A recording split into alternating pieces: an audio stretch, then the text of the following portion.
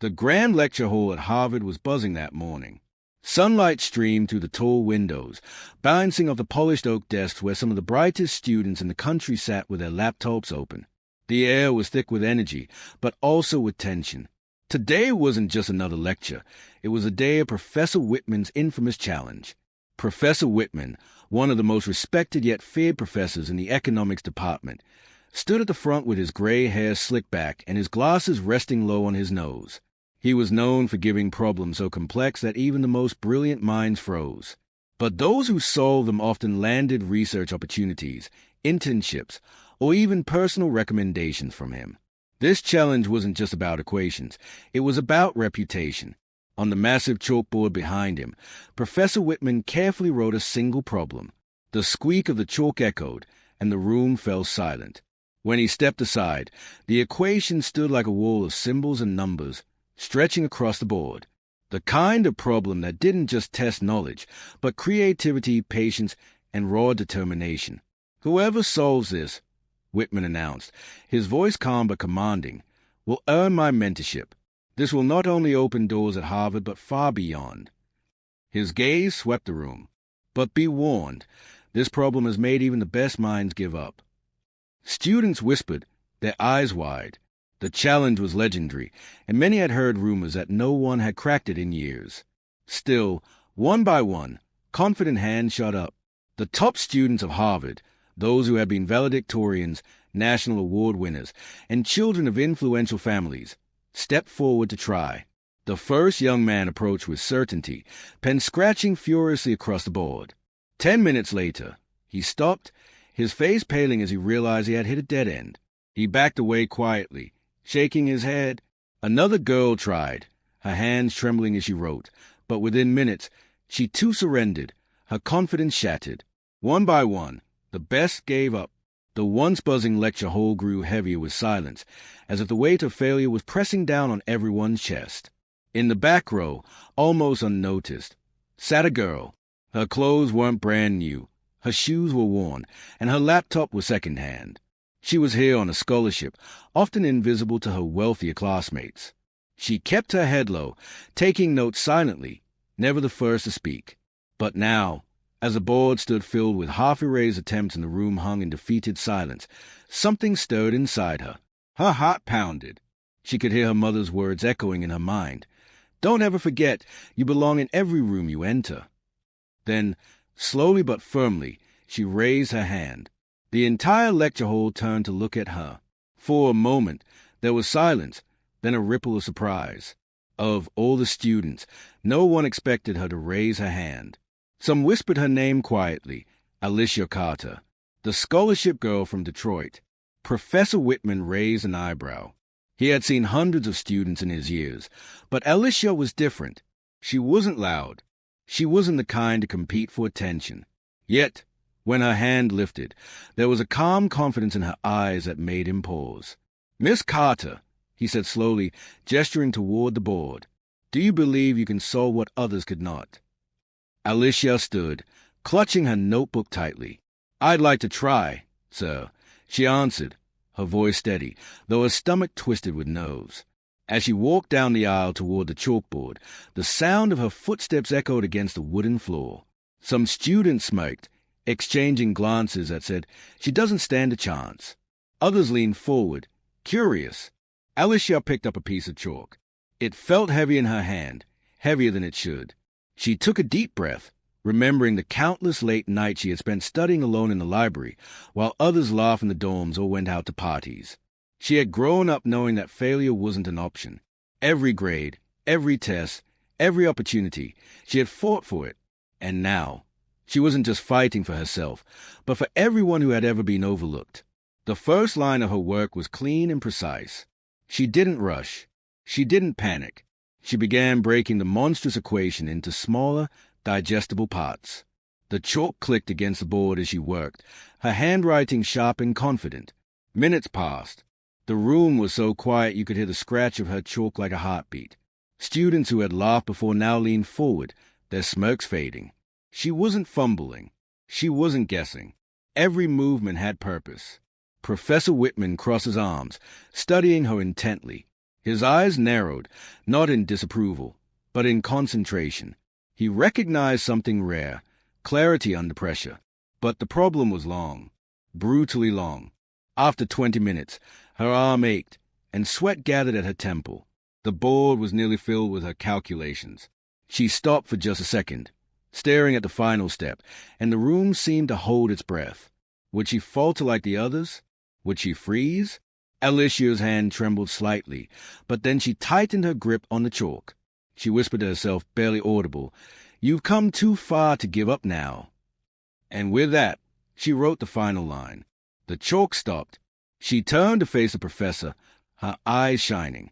The following week, Alicia's name was on everyone's lips. In the dining hall, students pointed discreetly when she walked past. In the library, curious eyes lingered on her table. She had gone from invisible to unforgettable almost overnight. But not all the attention was kind. Some admired her, even congratulated her quietly. Others, like Christopher Hale and his circle, whispered sharp comments just loud enough for her to hear. "She'll burn out soon," one of them muttered as she passed. "Scholarship kids don't last here," another added. Alicia clenched her jaw and kept walking.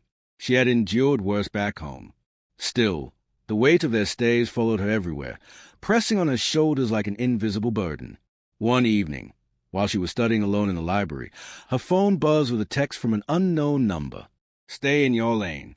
This place wasn't built for you." Her chest tightened. She looked around the dim rows of books, but no one was there. Was it a prank? Or a warning? The next day in class, Professor Whitman announced that he would be selecting a small group of students to assist him with advanced research. The opportunity was life-changing. It could open doors to graduate schools, top companies, even government positions. "And one of those students," he said, glancing toward Alicia, "is Miss Carter." A murmur rippled through the room. Some students clapped politely, but Christopher's face turned red. His hand shot up. "Professor," he said sharply, "with all due respect, shouldn't such opportunities be based on long-term performance, not one flashy moment?" Whitman's eyes narrowed. "This decision is based on ability, Mr. Hale. And unless you can demonstrate otherwise, I suggest you focus on your own work." Christopher's jaw tightened, but he forced a smile. "Of course, sir." That night, Alicia stayed late in the lab, poring over data for her first research assignment. The campus outside was quiet, shadows stretching long across the courtyard. She didn't hear the footsteps at first, but when she looked up, Christopher was standing at the door, arms crossed. "You think this is over?" he said quietly. His smile was gone, his tone sharp. "You embarrassed me in front of everyone, and I don't forgive easily." Alicia's stomach dropped, but she held her ground. "I didn't embarrass you. You did that yourself." For a moment, his eyes blazed. Then he leaned closer. "We'll see if you still talk like that when the tables turn." He left without another word, his footsteps echoing down the hall. Alicia exhaled shakily, but her resolve hardened. She wasn't going to let him, or anyone, push her back into the shadows. The weeks that followed tested Alicia more than she ever imagined. Rumors spread across campus, each one twisting the story of her victory. Some said she had cheated. Others claimed Professor Whitman was favoring her. Christopher's circle made sure her every step was scrutinized. But while they whispered, Alicia worked. She spent long nights in the library, early mornings in the lab, and every spare hour buried in her research. Her focus sharpened, her mind stronger than ever. She knew why she was here, not to prove herself to them, but to honor the sacrifices her family had made and the promise she'd whispered to herself years ago. "I belong here." One afternoon, Professor Whitman called the class together for an announcement. "The research project you've been assisting with will culminate in a public presentation," he explained. "Scholars from across the country will attend. Each of you will defend your findings." His eyes rested on Alicia for a moment, and she nodded back, steady despite the storm around her. The day of the presentation arrived. The auditorium filled with professors, visiting scholars, and students. Christopher delivered his report first, polished and rehearsed, earning polite applause. Then it was Alicia's turn. She walked to the podium, her hands gripping the notes she'd spent nights perfecting. For a moment, the crowd blurred before her eyes. Then she took a deep breath and began. Her voice was calm, clear, and confident. She explained her research step by step, weaving in complex ideas with simple clarity. What set her apart wasn't just her knowledge, but the way she made the audience understand and care. She wasn't performing. She was teaching, sharing, inspiring. By the time she concluded, the room was silent. Then, slowly, the applause began. It grew louder, rising into a standing ovation. Christopher's face hardened, his hands clapping stiffly. But Alicia didn't look his way. She focused on professors who nodded in approval, on the strangers who now saw her not as the scholarship girl, but as a scholar in her own right. Afterward, Professor Whitman approached her. "Alicia," he said, his voice filled with pride, "you didn't just solve an equation today. You solved something bigger. You proved that brilliance is no label, no pedigree, no boundaries. Remember that." Alicia smiled, her chest swelling with quiet triumph. She had arrived at Harvard unseen. But now, she stood tall, seen, heard, and respected. And nothing would ever make her invisible again. For a long moment, no one moved. The board stood covered in Alicia's precise handwriting, the final answer underlined at the bottom. The silence in the room felt electric, like the moment before a storm breaks. Professor Whitman stepped forward slowly, his polished shoes clicking against the floor. He adjusted his glasses and scanned the board line by line, his expression unreadable. The students held their breath, waiting. Some leaned so far forward they were practically out of their seats. Alicia stood with her chalk-stained fingers at her side, her heart pounding so loudly she was sure everyone could hear it. She replayed every step in her head, doubting herself for the first time since she started. Had she missed a symbol? Had she carried the wrong number? Finally, Whitman stopped at the last line. His finger hovered just above her answer. Then, with a single nod, he turned to the class. "She's correct." The room erupted. Gasps, murmurs, even outright disbelief filled the hall. Students exchanged shocked glances, their voices rising in a mix of awe and frustration. The same faces that had smirked at her now stared with wide eyes. Professor Whitman lifted his hand, and the room fell silent again. He looked at Alicia with something rare in his gaze, respect. "Miss Carter," he said firmly, "you are the first student in years to solve this problem. And you did it under the weight of doubt, not only from this equation, but from those around you. That," he paused, "is brilliance." Alicia blinked rapidly, hardly believing what she was hearing. A warmth spread through her chest, not just pride, but relief. She had proved herself, not by talking, not by boasting, but by showing what she could do when it mattered most. Yet, not everyone was happy. In the back, a few elite students whispered angrily. One young man, Christopher Hale, the son of a well-known senator, narrowed his eyes. He had been the first to attempt the problem and fail, and now his face burned with humiliation. "Scholarship girl got lucky," he muttered under his breath. His friends chuckled, but there was bitterness in their voices. Whitman ignored them. He turned back to Alicia. "Stay after class. We need to talk." Alicia nodded quietly, her palms sweaty but her chin held high. As the rest of the students packed up, their chatter filled with her name, she returned to her seat. For the first time at Harvard, she wasn't invisible anymore. When the lecture ended, the students filed out, their voices buzzing with the shock of what they had just witnessed. Alicia stayed behind, clutching a notebook to her chest. Her hands were still trembling from the adrenaline, but her eyes burned with quiet determination. Professor Whitman erased the board slowly, leaving only faint traces of chalk behind. When the room finally emptied, he turned to Alicia. His face was calm, but his eyes studied her carefully. "Tell me," he began, "how did you see it so clearly? Most students collapse under the weight of this equation, but you broke it apart as if you'd rehearsed it 1,000 times. Alicia hesitated, then answered honestly, "I didn't rehearse it, but I've been solving problems like this my whole life. Not equations, exactly, but problems no one else wanted to face. I guess I just learned to keep going when others stop." The professor leaned back against his desk, folding his arms.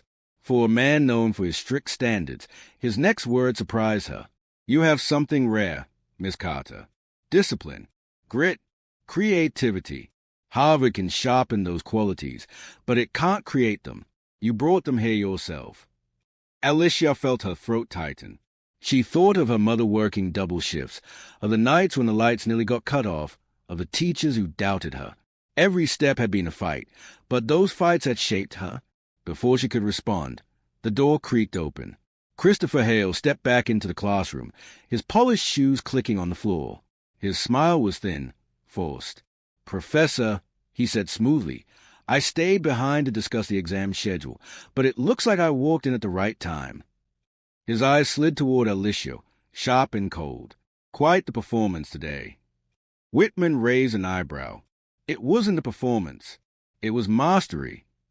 Christopher's smile faltered. "With respect, sir, maybe she guessed?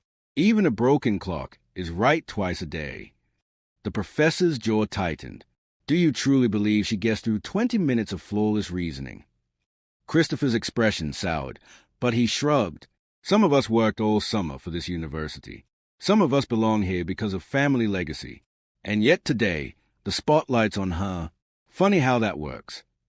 Alicia stiffened, but before she could speak, Whitman cut in sharply. "Legacy doesn't solve equations, Mr. Hale. Ability does, and Miss Carter has proven hers." Christopher's eyes narrowed, his pride wounded. "We'll see how long that lasts." With that, he turned and strode out, leaving tension heavy in the air. Professor Whitman sighed and looked back at Alicia. "Ignore him. Talent like yours always threatens the insecure." But Alicia knew it wouldn't be that simple. Harvard had just noticed her, and not everyone liked it.